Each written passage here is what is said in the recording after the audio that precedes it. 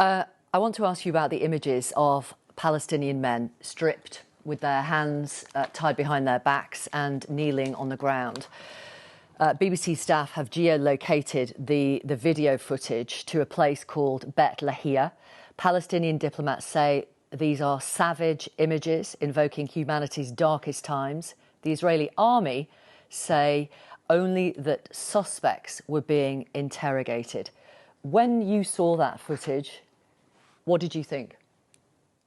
But it reminded me a little bit of Abu Ghraib, and I think it's tremendously unhelpful to the Israelis, tremendously unhelpful to the United States. I mean, there's a difference between the type of actions you might take on the ground to protect against, militants and to detain and interrogate those who need to be captured.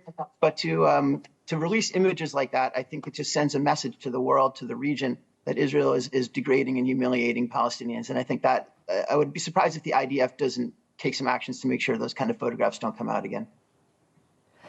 After this is over, whether it be the end of this month, the end of January, February, whenever, what will be acceptable, do you think, Mr. Lowenstein, to the US in terms of the rebuilding of Gaza and the running of Gaza in the future?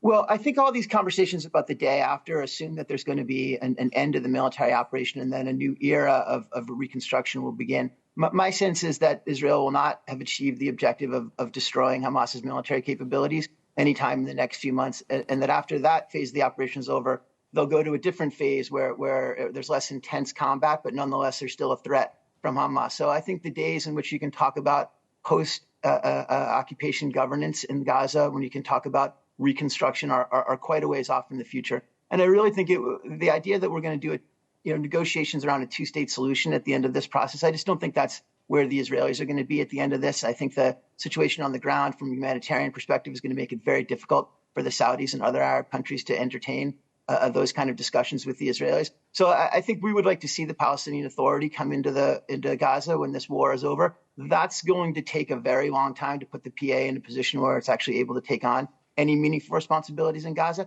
So I think we're looking at a year or 2 years before those issues become really relevant in terms of U.S. policy. Okay. And how many more Palestinian civilians will be dead by then? I mean, when you were on the programme on the 9th of October, you talked about potentially up to, in your view, 10,000 to 20,000 Gazans might die in this conflict. And we're nearly at that now. Yeah, and I think that since the Israelis resumed military operations 1 week ago, there's been about 3,000 casualties on the ground there. So the rate of civilian casualties really hasn't changed. And if that continues on for the next 6 to 8 weeks, which is what the Israelis are talking about, you're talking about 30,000 Palestinian civilians killed, and that's just really not sustainable for the Israelis. It's not sustainable at all for the United States.